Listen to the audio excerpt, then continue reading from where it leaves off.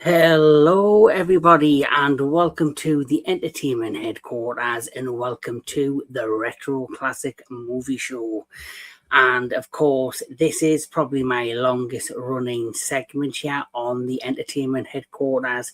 And I couldn't be doing this without my partner in crime, my amazing co-host, Mr. DJ Anubis from the Metal Tavern Radio. Thanks for joining me once again, my friend. No problem. Always glad to be here. I love doing this stuff with you. You're amazing content creator, and I love the collaborations we've done and the discussions on the movies and stuff. So this is another one of my favorite shows to do with you because we kind of go back, revisit some of our classic favorites and talk about them. So thanks. Oh, yeah. Yes. Well, you're the one who helped me get to where I am today, so I wouldn't be doing this without you. But anyway, enough of the smushy stuff. Let's get down to the nitty gritty. So for them that do not know, the Retro Classic Movie Show, we talk about movies anywhere from, could be anywhere from the 60s right up to the early 2000s. Each month I'll pick a movie, and the following month my co-host will pick a movie. And as the saying goes, we'll get on and we'll talk about it. So this month is my co-host's pick, and he picked none other than one of my favorite movies, and it happens to be my favorite of this entire franchise. It happens to be Mad Max 2, aka Mad Max 2, The Road Warrior. Great choice. So thank you. And of course, got to show off the Interceptor. People recognize it from the first movie into the second. When I saw this online, I was like, I had to have it, without a doubt. Yes, great collectible. Mm-hmm. But what was your reasonings for picking this, and can you remember the first time seeing Mad Max 2? Yeah, the first time I saw it, I was definitely in my teens, early teens. I actually saw this before I actually saw Mad Max, which was the one that preceded it. And seeing this, it was just like kind of surreal. Like, it was really just a matter of like, we've got nothing but cars and trucks and a dystopian vibe. You have like even to this day, I feel sad about the female warrior that gets killed, but like, I love that they actually had one in this film that wasn't just someone that was going to be taken advantage of or hurt. Max himself is an amazing character, played by Mel Gibson. You get Vernon Wells in this, playing the Mohawk guy. Amazing actor himself. He's been in a number of different movies over the years. It's again, the way that George Miller laid the film out is just so exceptional. And I don't remember how this did in theaters because I was too young then to kind of worry about that kind of stuff. But I knew over time through people that I knew, friends, that this had become like really a huge cult classic among people. Despite that. And even though as good as Fury Road is, which was more recent, you can say that Fury Road is more of a reboot in a way because it's kind of doing the same thing that this one did. So really, this is the OG in terms of like the dynamics. Mad Max had it too, but this one kind of just pushed it further, which I really liked. So I wanted to pick it because obviously you and I, we go through and just kind of find films that we hadn't seen in a while and talk about them. And this is one of the ones I really haven't seen in quite a while. So, and I'm like you, I love this. It's my favorite of the franchise. So here we are. Yeah. I cannot remember the exact time or the age I was when I first seen this, but I was young. It must have been probably, I can't remember the year this came out. It came out in 1981. I was born in 1983. I was 8-year-old in the 1990s when I discovered Godzilla. And I think I was probably around the same age when I discovered Mad Max, which was a few years later. Just like when it came with Godzilla, which I discovered through like a film, a film thing on Channel 4. I think basically how I discovered this, it just played one night on like terrestrial television a few years later after it had been out for many, many years. And what I just loved about it was just the whole aesthetic of it, like the post-apocalyptic world, how, like, you know, you've got these different factions fighting over fuel, food. There's no laws, there's no nothing. It's just a wasteland, and people are desperate to survive, desperate, you know. You've got people who still have moral compasses that want to be good people. Then you have people, because there's no laws, nothing holding them back, they will just go wild. And another thing that I loved about this was the car chases and the stunt work. Like some of the crashes and you know, the vehicles that they came up with in this were just outstanding. Where the first movie, for me, felt like still like a cop movie, because, as you know, it was like a, you know, it's just after like the bombs went off. It involves his wife. There's a street gang, and he ends up having to take down this gang. Where this one felt like it really was like post-apocalyptic. You know, the way it was set up compared to the first one, this went for me in a whole different direction. And for me, this was the true start of the franchise. Yeah, the first one, you know, as good as it is, it has more like horror elements in it, because of like his buddy gets burned up in the bike, and his wife and kid. But this one was more of the action, where it just started taking over as more of an action flick. And you're right. I think when people think of the franchise, they think first of this film before they even go back to Mad Max, even though, again, Mad Max is a great film in its own right, but they are different in how they're presented. Yeah. Reminds me very similar to the Alien franchise. So you obviously have Ridley Scott, who did Alien, and that was very much a space claustrophobic horror film. Then along came James Cameron and made the second movie, which was like an action commando movie in outer space. Now, I love the original Alien, but I'm like you. When it comes to Mad Max, I think of the second one first, and I generally feel most audience members or fans of Alien will think of Aliens before Alien. Definitely. Yeah. There's just, it's more faster pace, and, you know, it's not, again, like you said, it's not like Alien or Mad Max were bad. It's just they're different. And so when Aliens and Road Warrior came out, they just approached it differently, and it's more faster pace, more excitement. You still get some kind of horror elements in there, but not as much as you would the first two, you know, the first original film. So. Oh, definitely. So here we go.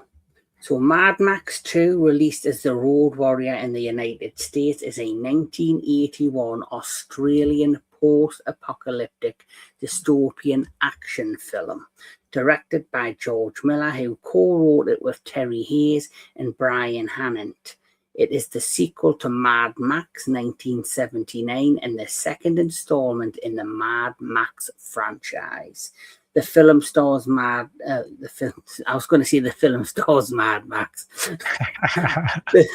The film stars Mel Gibson reprising his role as Mad Max Rockatansky, and follows a hardened man who helps a community of settlers to defend themselves against a roving band of marauders. Filming took place in location around Broken Hills in the outback of New South Wales. So this film does not hold up. It literally gets straight into the action. Because as the film begins, it does like a retrospect of the first movie. It tells you the history of when the bomb went off, the nuclear war happened. It shows you images of clips, you know, stock footage of the first movie, and how Max is now on his own after the death of his wife and child, his friend, and now he's like just basically marauding himself and surviving in the wasteland to the outback of Australia. Yep. And suddenly you see him in his car, and he's got his lovely little dog with him. And suddenly he's in his car driving along, and then they're suddenly attacked by the first group of marauders. And the first two marauders is the mohawked one that you Vernon mentioned, Wells. whose name is called Wes in this. I thought he would have had a more fancy name, but he's actually just called Wes. Yeah. And of course, Wes goes after Mad Max, and Mad Max is well prepared, and he basically takes out the people that are chasing him, and he manages to injure Wes, who never forgets him, which is very important. He now, because he survived the attack of the Marauders, now has a target on his back by this man. Wes. Such a great performance. Yes. And like how the Mad Max character put Mel Gibson on the map, I believe this obviously put Vernon on the map. Yeah, it probably led to his role as Bennett in Commando. I was going to say 100%. This led to Commando, and I think the last thing I seen Vernon Wells in, he played one of the main. He played the main antagonist in one of the Power Ranger series. Oh, really? I didn't see that. He played like this time bandit pirate character. I know he still does like a lot of like independent films, and so he's still active, which is cool. I really like that about him. So basically, he beats the Marauders. Wes is obviously taken, like Wes, never forgets him, and he has put a target on his back. And obviously there's Mel Gibson with his beloved dog. They basically, he then goes out there and he's now looking for fuel and all of this stuff. I like how they pay attention to, like you said, like in this dystopia, fuel is like a rare currency. Like this is why what the facility we'll get to later is so important to these marauders, because in the beginning, as you said, as he's being chased, the guys aren't really chasing him for anything other than the car and the fuel. And so that's really what it's about. And then he the one car that flips over and kills the guys chasing him, he's going up there and you can see he's taking little pans and like a sponge. And it's almost like water. Like it's so valuable that he's desperate to get whatever fuel he can to keep the car running. So I love that George paid such attention to detail with that part of it. It's so amazing on that. Yeah. This, and speaking of the fuel, that does remind me of Waterworld, which obviously was inspired by Mad Max, where obviously the whole world's been flooded and covered in probably 90% of water by this way. And when they're there, fresh water is their main currency in Waterworld because salt water. Yep. And it basically, you see him where he's bringing these sacks of fresh water and they're like, well, where's he getting the water from? And obviously he knows where there is like a bit of land and where there is fresh water, but he keeps it to himself. But yeah. So as the plot progresses, one second.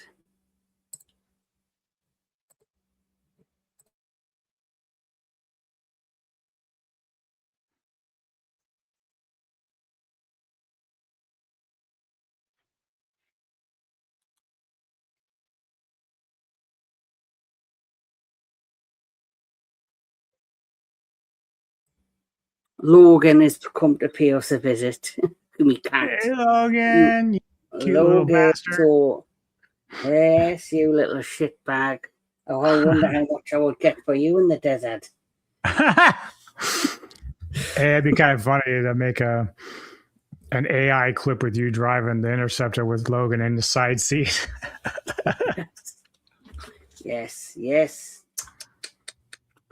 Yes, but my lovely cat Logan. But this film, like I say, as it progresses, and then he gets the fuel, like you're saying, you see the guy in the car, and as he's progressing forward, this is where he sees the guy with the gyrocopter, where he sees like a band. Well, he thinks that everything in this little encampment's been abandoned, but it hasn't. It's a setup. And as he goes, he sees the snake. He's then apprehended by this guy, who this guy is an amazing, talented actor in his own right. This is Bruce Spence, who's known as the gyro captain, he's like a wanderer. He searches for fuel using the gyrocopter to help the people who are in the encampment, in the settlement. And basically he's going around doing his thing, and he thinks he's got the upper hand on Mad Max, but Mad Max proves that he has the upper hand because his beautiful dog proves his bite is worse than his bark. Yeah, so he has like the dog, of course, which is, if you're not aware of him, when you approach the car, dogs are, but he also has like a very cool booby trap underneath the car near the tanks. So unless you click it to disarm it, if you're somebody trying to steal gas or steal a car, poof, you're gone. So yes. So he does all that, and then he manages to capture the gyro captain. And he's like, I'll give you anything I want. He's doing anything because he thinks basically Max is going to kill him, which he isn't. And he tells him about this settlement where there's lots of fuel, food, there's lots of things you can be kept safe there. And these are the settlers, a lot of the settlers that are in this settlement that are there. And he basically, he barters with them to take him to this settlement, but on the way to the settlement, wrong photo. On their way to the settlement, they hear the marauders, and as the spy look at the set, they see there's a car leaves the settlement that's trying to, I guess, go to like somewhere safe, where the marauders attack it, and then that's where you see that brutal scene. Which, being younger, it was quite. It was really impactful, especially when you're a young impressionable person, and you see the scene of this beautiful woman and her partner. He gets brutally killed, and then they just basically ravage this woman and rape her in the middle of the desert. And then once it's all said and done, they basically kill her. Yep. And they're starting to get rest, and then Mad Max sees this as an opportunity to steal their car or vehicle, and that's exactly his intent. And I love the scene when the guy's basically tying his boots up, and he looks up, and Mad Max just smashes him in the head with this. I think it's like a crowbar or something, not a crowbar, it's like a wrench or something. Hits him in the face and kills him, and then that's when he gets the truck or the vehicle, and then he drives it with the guy in the back who he thought he was killed, but he wasn't. He was still technically alive. So he thinks, well, I'll take this guy and I'll take him back to the settlement, and maybe I can barter with them for fuel for my own vehicle. But the time he gets him there and he gets through the other marauders and saves him, he's already dead. And I like this too, because again, a little bit of attention to detail, but even though George kind of moves through these scenes fast, they do stand out. And so, like the rape of the woman, she didn't belong to the guy that died in the car. She belonged to another guy in the encampment. So when they first come back and get there, he starts asking like the one with this guy, and Mag's like, she's gone, and like the guy's just like devastated. I think that's a very impactful moment because they're you trying. Can see that it's the acting as well. The acting was brilliant. Like, when he was trying to ask him, and Mad Max knew the outcome of what had happened to her. Yeah. And the other guy said, well, what happened to her? He goes, well, she's dead. And then he's like, well, what happened? And he obviously, Max knows what's happened. He knows she's been brutally attacked and raped and then murdered. He doesn't want to give him the gory details.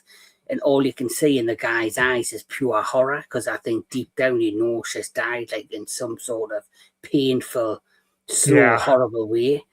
Yeah, he didn't want to convey all the trauma, because even when Spence is with him and they're looking through her eyeglasses, Spence was kind of shocked at, his character was shocked at like what he was seeing.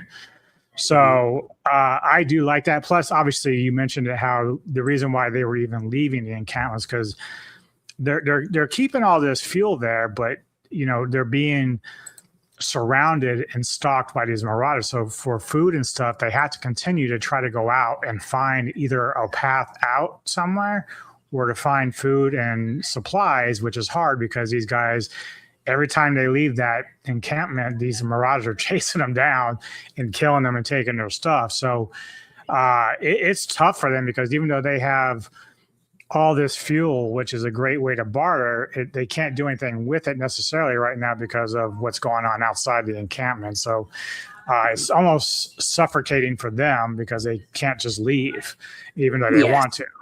100%. And obviously Max gets in, and yes, he does feel sorry for the woman who's been raped. He does feel sorry for the guy who's been killed, but deep down, in himself, he's just trying to survive. And he basically said, I had a contract with this guy to get him back to this place, back to the settlement. He said he would give his fuel. And this is where basically she is stunning. She has an arrow to his head. And she basically, she just looks at him and scum is like just as bad as the marauders. This was a human life, the girl human life, and you only done this for your own needs, which deep down that is true. He does have a moral compass, but he is also trying to survive in his own right. Yep. And he does later on, as we know, has a change of heart. But during this time, I don't want to skip too far ahead, but like the change of heart is more of like when you've lost everything, it's almost like revenge. Yeah. So when we get there, obviously we'll explain more why, but yeah, it's interesting, his dynamic as a person in this. Yes, definitely. But by the way, she is absolutely stunning. Like, she looks in this, how she looks, similar to Rebecca Ferguson. Yeah. She's got that look of her, and I can't remember. Was she? Oh no, that's a guy. Was she called Moira Cloak? Is Rebecca? Yeah, that's big Rebecca. Moira Cloak. Virginia Hay as Warrior Woman. So. She Virginia Hay. Yeah, is she not the one?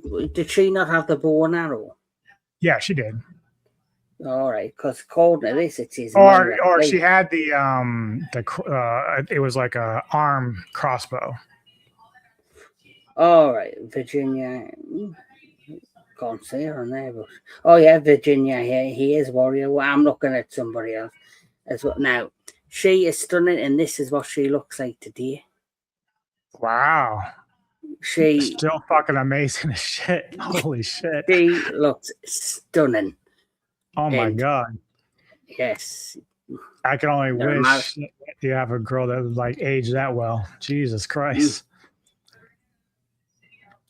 Well, that's her today. But anyway, I just thought I'd put a smile on your face there, my friend. But yes, that is her. So Virginia here is the warrior, and she kind of disgusted in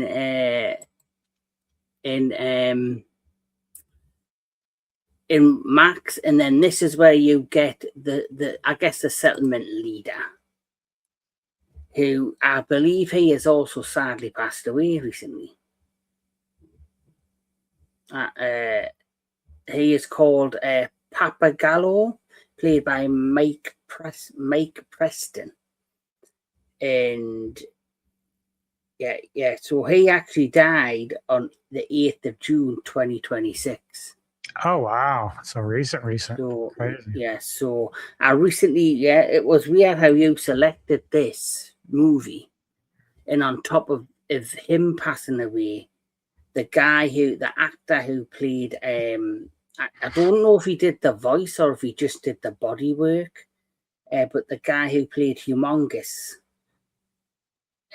he's also recently passed away as well. Yeah, I think that's Kjell Nilsson. Nilsson, yeah. Yeah. So he actually died the 2nd of July, 2026.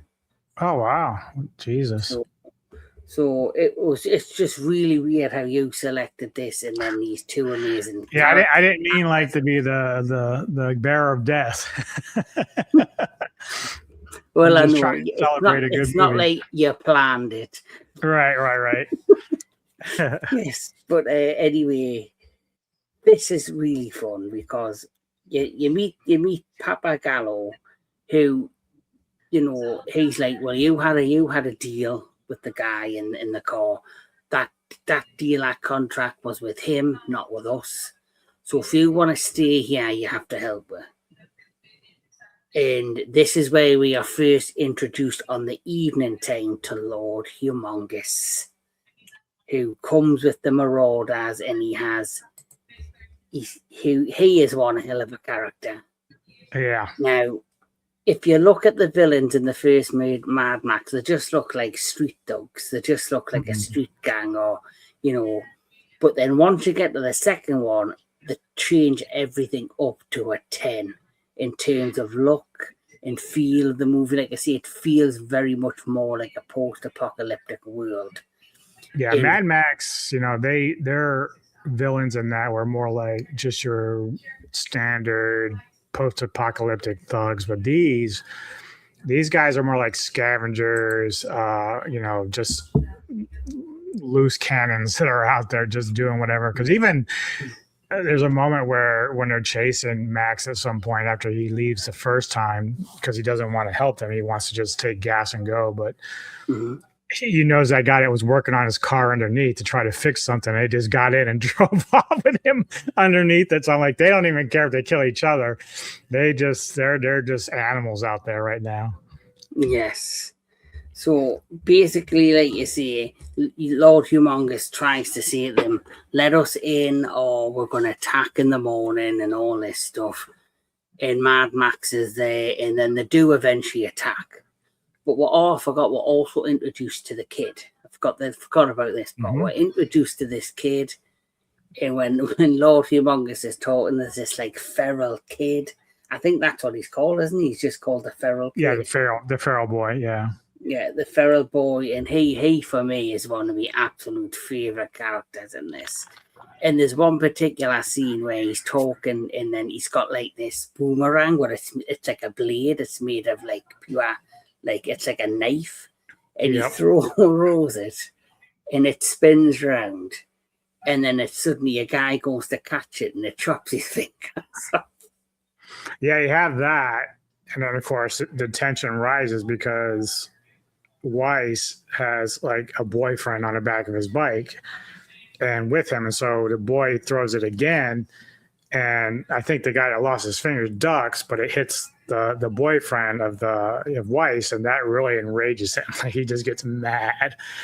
But that was kind of a cool little twist because you think normal boomerangs are not really that kind of weapon, but when you see what it is and the kid has to have like a glove to catch it because otherwise he would cut his own fingers off. I love that whole concept. That's such a cool thing. Oh yeah, definitely. And like, I think I've got an image here. Yeah, I do. Here is like this. Wait, he jumps in. He's like a little acrobat. He jumps into holes. There's like little hidden tunnels for him to go inside of, and like you see, he throws the boomerang, and it kills Reese's boyfriend. Which this film, even for its time in 1981, took risks because even though it's not actually said out loud, you kind of figure out that he's probably that way inclined. He's like a gay gentleman, and that it has to be like probably his partner. Yeah, and I think even on some level, I mean, obviously it's not super implied, but you remember when Weiss gets angry and he gets loses control, the Humongous grabs him. And he's like calming him down. He's more powerful than Weiss, and he's like calming up. But there's almost like this like underlying sexual I don't want to say adoration, but just it's like because Weiss is like his right hand man, so they have a close relationship in some way. I don't want to go out and say I know for sure that they were ever lovers, but because of the time period, because of the dystopian moment, there are women out there, but I would assume women are kind of scarce too, especially in that group. Like, I don't think you remember seeing many women at all in that Marauder crowd, maybe a couple, but that was about it. So, they had to kind of like do what they had to do, you know? Well, I think he was very brave at that time to like feature a character who you can clearly see without putting it out there was a gay man. Yeah, you got your earlier version of a femboy basically there. Yeah, and obviously he didn't hold back or hide it. Like you see, you can clearly tell that there's something there between these two guys. But if you look at the whole Mad Max villains or characters, you always have, and they're all kind of cartoony. They're like 1980s superheroes or villains. Like even the last one, when you had the character, what was the last one? Fury Road, where the main villain was, you had like the mask on, and he was played by the same guy who played the villain in the first one.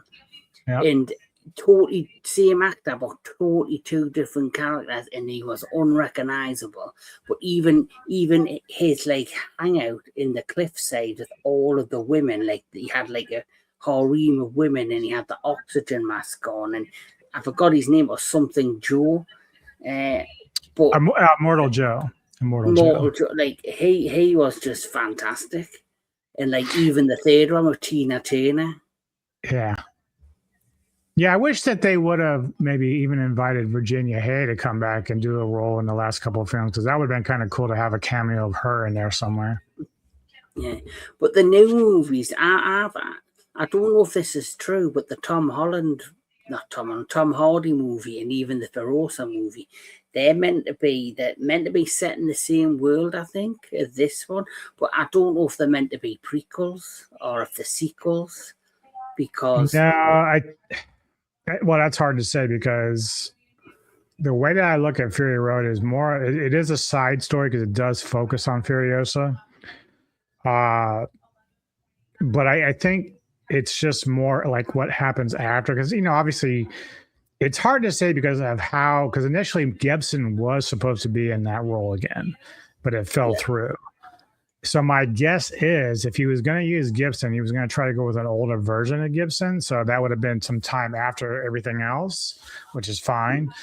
But I don't know, because Hardy is a bit younger than Gibson at this point. So maybe he's just saying, okay, this is 10 years after the third film, right? Yeah. In theory. Yeah. So I thought I could look at like... Yeah. Yeah, you can kind of tell, like with the third one, Fury Road, you can maybe tell that was meant to be like a Mel Gibson set film, because even though it features Max, the story is heavily focused on Furiosa. So it made me wonder if the original concept was to bring in an older Mel Gibson as Max, and then pass the torch on to Furiosa and have like a new female lead character, but to lead like a new set of movies, but in the foundations of the Mad Max world, and which is exactly what they did with the Furiosa film, which I thought was quite good, but the box office receipts haven't been that good. And I know that they were meant to be doing a second Tom Hardy-led Mad Max film, which was going to end, I guess, his story, which was actually meant to be a prequel to Fury Road. Well, that's fine. Obviously, I love Fury Road, and Furiosa was good. That was probably like a 9 out of 10 for me. Mm-hmm. The only frustrating thing at the time of Fury Road was that you go in thinking that Max is your main guy because it's called Mad Max Fury Road, but he really isn't the guy that we see in the previous films. Because in that one, he's just more of a, he's not as dominant as he was in the first films. Like in the first films, he's the dude, he's the guy. Yes. And I don't know if that had something to do with Gibson maybe not being in the film because of the way they wrote the character. I don't know. I can't speak on that with 100% certainty, but it was frustrating because they made Max and Fury Road look a little bit stupid compared to he shouldn't be because of everything he's been throughout his life. So as great as that movie still is, it was just weird with the way that they drew up Max. Like I wish he would have been a little bit more of a factor to kind of almost teach Furiosa how to survive, which would have been cool. But because even though Theron did a great job, she was actually breaking out of Immortal Joe's grasp like for the first time with those girls. So like it wasn't like she had all this experience of getting away from him. This was the first time she's breaking away. So it would have been cool if Max would have been a much more impact on how she could do that. So, but it's a minor thing, you know? Yeah. Well, the movie that is still, I don't know if it's going to go ahead, was meant to be called Mad Max The Wasteland. And it was going to be another prequel to Fury Road, which leads Mad Max into the beginning of Fury Road. But obviously we don't know if that's going to go ahead. But going back to this film, like we say, what ends up happening is the Marauders end up invading into the encampment. There are people killed, even the guy whose wife was raped and murdered. He's kind of pushed off the top of the scaffolding by Wes. But Wes is only hungry for one thing, and that is to get his hand on the kid, the feral kid, and he's got a vendetta against Max. And obviously, we know that Lord Humongous is meant to be the leader, but for me, the main villain in this is Wes, because it set it up right from the beginning. When he first attacked Mad Max on the road, he got injured, he got an arrow into his side, and he just looked at Max and he was like, I'm not going to stop till I get my hands on you. Yeah, and they did a good job because Wise, you know, he's more like a feral dog. So the way that they used Wells in this was beautiful because even you mentioned how he had gotten into the compound. The idea was to try to move the bus from the entrance so they can get in. But the second thing is, like you said, he's looking for the kid. And then when he sees Max, he does this like, you. It's so cool how he does that. And so I really enjoy that, like how the way he did it. So they did focus on Wells a lot more because Wells was the loose cannon of the whole group. So yeah. And then of course Max has put fuel in his car and tries to leave, but the Marauders basically chase him down. And we know what happened there. His car's wrecked. He's left to die. Yes, it is the second one. The dog gets killed, isn't it? Or is that the same? Yeah. So, so his dog gets arrowed. Flips and he's crawling out. And he's busted up, and the guys that were chasing him come down. Like I think it was it was probably Humongous because Humongous caught him through his little machine, but. He tells him, go finish him off if he's alive. So they were going to go shoot him.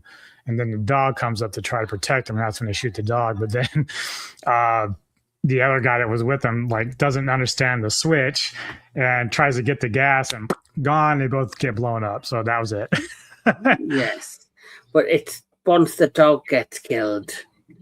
It was a bummer. Like we're both animal lovers. I've got little Logan sleeping down. His head's on my foot, so I can't actually move this leg. If I move this leg, you'll be pissed off, and you probably scratch me. But yes. So yes, I'm talking about you. Who's looking up at us?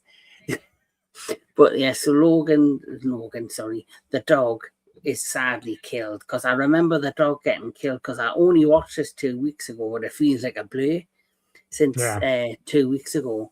So the dog sadly gets killed and Max is left for dead. And you think that's it. He's going to die in the outback of dehydration of his wounds. And then you see like a bright light and something like twisting. And it's the gyro captain.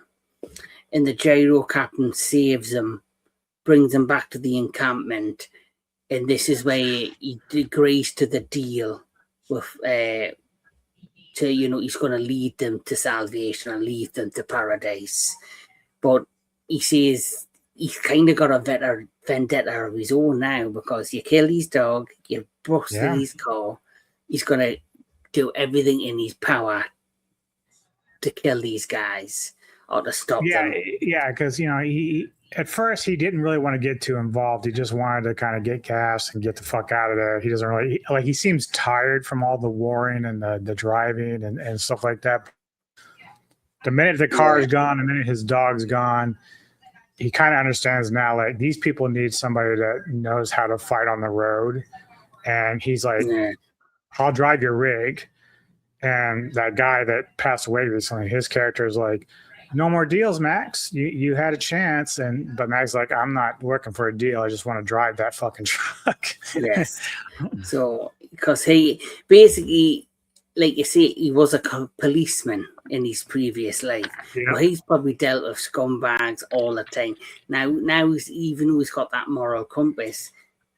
He's one of these where he doesn't have to follow the laws. He doesn't have a set of rules he can follow. You've pissed them off. He's like, they want this fuel or they want this truck. I'm going to make sure that I fuck them over and they do not get their hands on this truck. And at the same time, I'm going to fuck shit up. Yeah. Yeah. And basically, he is in the front of the truck with the feral kid. And then you've got all the different people. You've got Papa Gallows on the truck. You've got the mechanic. Like, one of my favorite scenes with the mechanic is where the fire that he gets hit in the leg when they hide the bomb on, like the petrol bomb on the back of the truck, and his hands are on fire. And he's like, oh, no. He's like trying to pat him down. Yeah, and then she, the female warrior shooting, but there's that scene where she gets hit and she falls off. She gets killed, Papa Gallows gets killed, Humongous. Which is interesting because now that I think about it, so Papa Gallo, he's driving a separate vehicle and it's an open seat, so he's there, and somebody, one of the marauders, throws like a three-headed spear that hits him in the back, his back, which basically takes him out. But I started thinking about it, I was like, that spear kind of looks like the one they used in Kroll a few years later, which is kind of funny. Well, I was thinking of the same thing. Yeah. I think it was the Cyclops that had it in Kroll. Yeah, the Cyclops had 100% agree with you, because you can't tell me with different production companies they don't like loan out or share props, and even if they we'll give you this spear, look good in your Kroll movie, but just give us 600 to use it or something, whatever the price is. The same with like set pieces. You've often seen back, especially in the 1950s and all that, on lots. They would like say for example, if it was like Psycho, they would maybe use the foundations of where the Psycho house was to film another film that was a horror film, and you would instantly know it looks similar to that movie. But yeah, the chase is on with Max and Humongous, and obviously Wes, who's a complete psychopath who will do nothing till he gets his hands on Max and the feral kid. Yeah. And so how this thing ends is basically Humongous. He basically is killed. He like there's the big crash with him. But then, do you want to talk about how Wes dies? Yeah. So obviously, they've got the tanker. A lot of the defenders are dead that were on the tanker and around it with like a couple separate cars. So now they're still just chasing them, and so there comes a point where Max turns the truck around to go the other direction, and I think this is around the same time Humongous is dealing with like a fire or something on his little machine. So he kind of like is behind, or no, he's left behind. This is where he's trying to stop the fire. It's his actual robe. He's got his cloak on, and the cloak behind him's now alight. Yeah. He's trying to take it off. Max has turned the truck around. He's heading back in the direction of Humongous. And all this is going on. Weiss is on the front of the truck, who everyone thought he maybe fell off and died or got ran over, but he's still hanging on. He's scaring the shit out of the kid. The feral kid wasn't even supposed to be there, but he comes in handy. So Max has like this little hand shotgun gun that has only like the kind of loaded two bullet hole or two shell holder. So obviously Weiss is trying to crawl up to get to them, and that's when he's coming over the hill. And of course, Humongous is doing it too. You just kind of see Humongous's eyes go wide as Weiss turns around, and that's it. He just smashes and destroys that machine that Humongous on, and of course, Weiss is trashed with it. But the truck flips. And it is weird because I can't remember quite because it's been a while since I watched it, but I've seen it so many times. But once it turns over, the rest of the pack kind of just dissolves. Like it's like once Humongous dies, it's almost like they didn't even care anymore. They just kind of left. But then I'll let you unveil the secret that is what happened with the truck. So so basically what happens is the chase after this truck, and if I'm right, because I always get this part in the second and the third one mixed up. So they've got the truck, they think there's fuel and stuff in the back of the truck, but it's not actual fuel. Yep. I think is it muck or dirt or something? I think it's just dirt. So when Max is like looking and he sees that it's just pouring out dirt from the tank, he's shocked because no one told him, but he also says, wow, to himself. Like you're seeing it. He's like, they were smart because they had me take these guys on this huge run. Yeah. And meanwhile, they're piling out of the facility with like the containers of fuel, and then they blow it up so that the rest of them can't take advantage of it. I don't know if you remember though, there is a particular scene where it's a wide shot and you see Max's truck go in one direction, but you see the others go another direction. And throughout the entire fight sequence that lays out, you don't ever see them trucks again or them people again. So I instantly in my head was thinking, so where did they go? Because surely the Marauders would have chased after them, but the reason they didn't I think they saw them leave, but Humongous was like, at the time, he's like, we're going to follow the truck, the big truck, and then the rest of you are going to go into the facility and take over that encampment. But again, they left the booby trap in the encampment. So it wasn't even very many of them. It was like maybe a handful of them that went in there. But Humongous, like everybody else watching or even the movie, thought all the fuel was in that fucking tanker. So they were just chasing it down. Yeah. But that's the brilliance of Miller's script, is that he made it so that the people that were just trying to get away, which Humongous didn't really give a shit about, they had all the fuel with them, as much as they could carry anyway.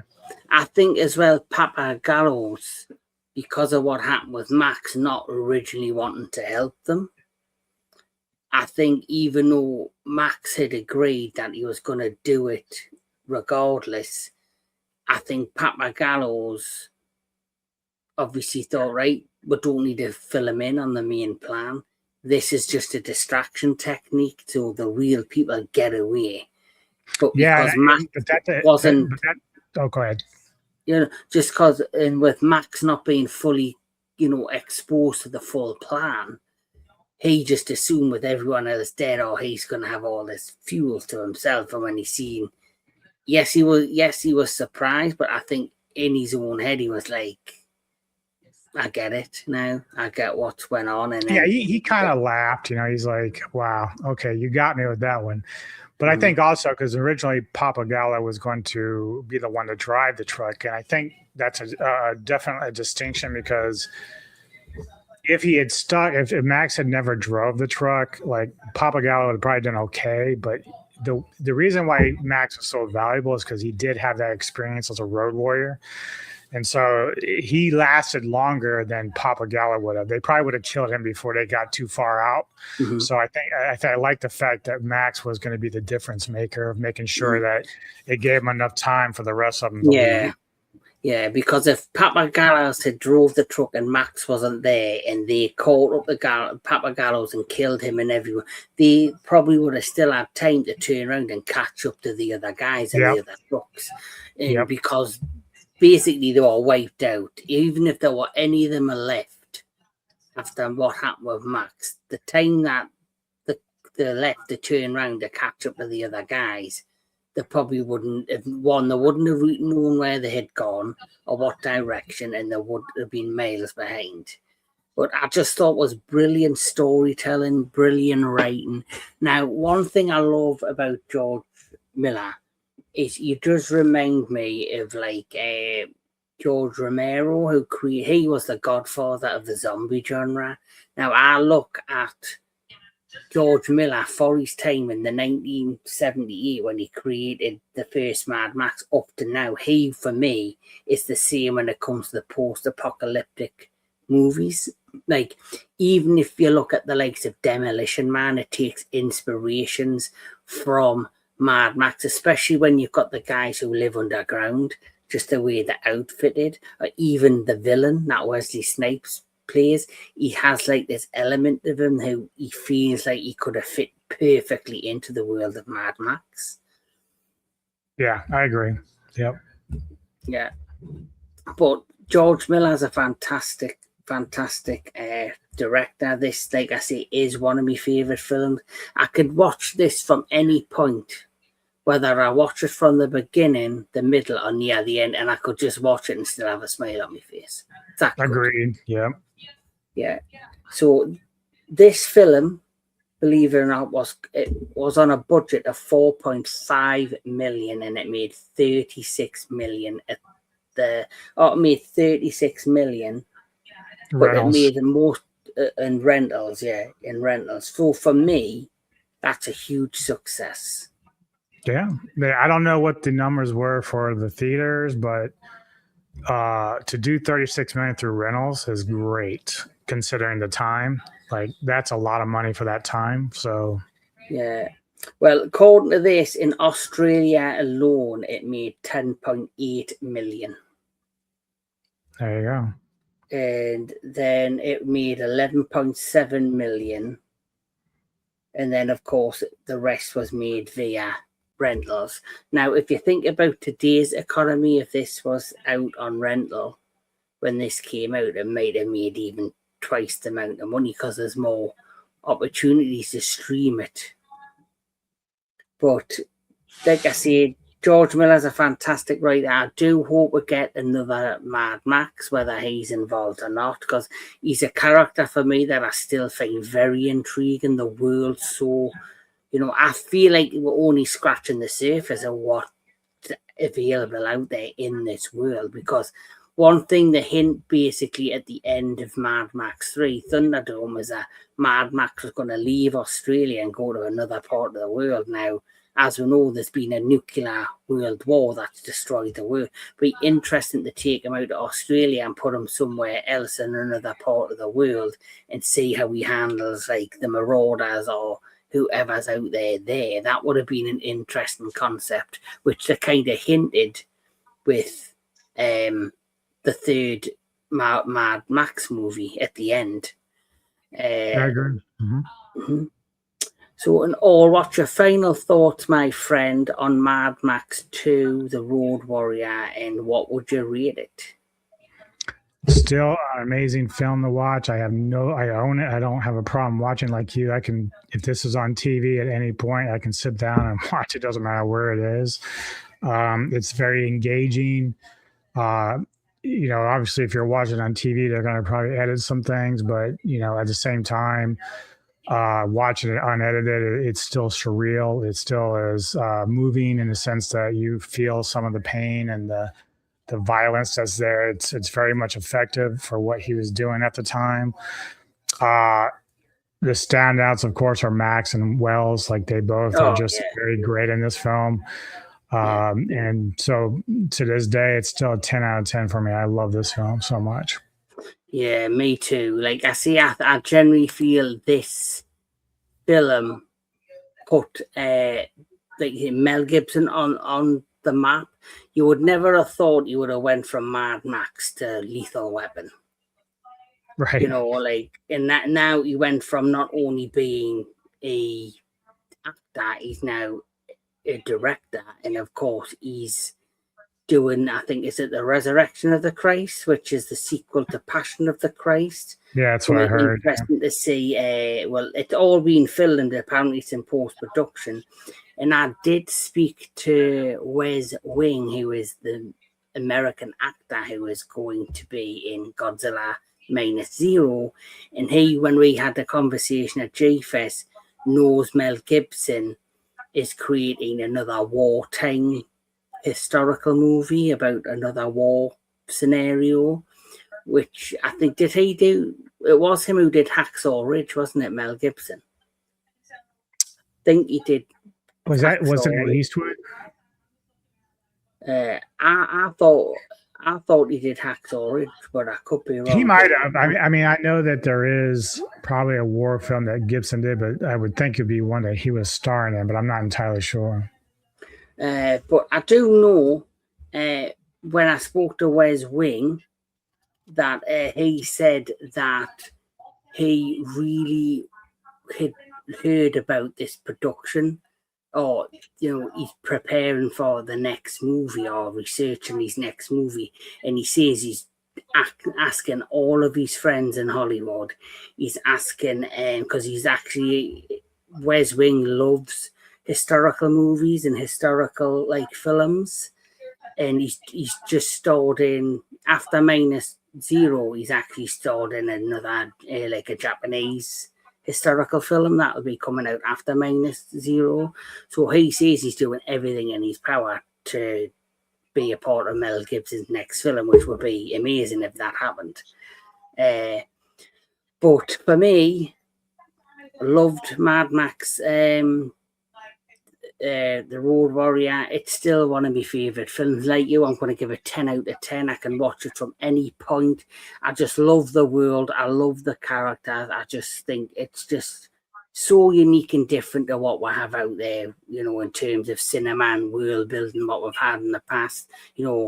Superhero fatigue set in, like Mad Max for me still different and unique to anything that's out there in terms of franchises. So that is my thought on Mad Max. If you haven't seen it, please check it out. And you never know, down the road, even though we've done a review of this one, we might do a franchise special on all the movies. That would be a fun thing to do.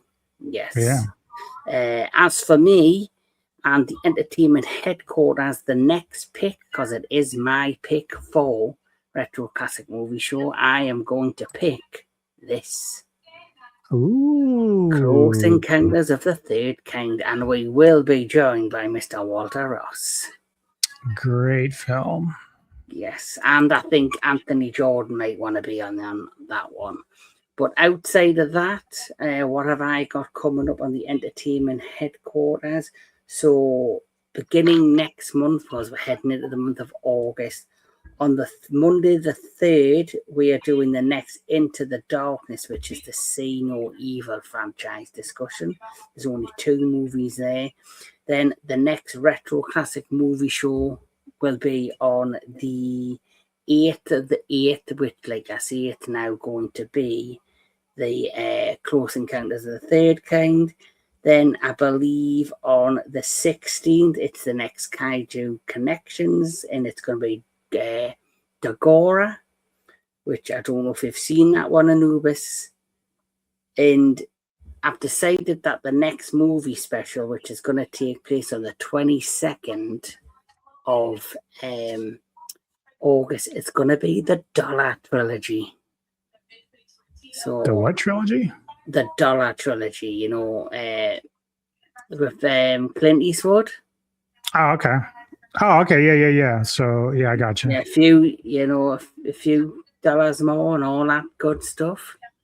But that's what's coming up in the near future on the entertainment headquarters, with probably a few reviews in between. But what is coming, my friend, to the Metal Tavern Radio?